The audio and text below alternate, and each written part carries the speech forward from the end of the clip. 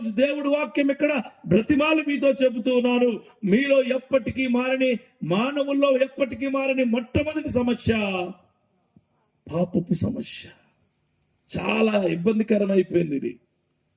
అంటే వ్యక్తిగతంగా నీతోనే మాట్లాడుతున్నాను. ఇదే మనుషుల యొక్క సమస్యల్లో ఇంకా రెండు ఉన్నాయి. ఆ రెండు కూడా వేరేగా మాట్లాడుతాను. కానీ నీ పాపపు సమస్య నీకు సంబంధించినదే. నీ హృదయానికి, నీ ఆలోచనలకు, నీ కన్నులకు, నీ చేతలకు, నీ మాటలకు, నీ క్రియలకు పాపపు సమస్య నీకుండడం పెద్ద సమస్య ఏం కాదు. కానీ దాన్ని విడుదల చేసుకోపోవడం కేవలం నీ సమస్యే.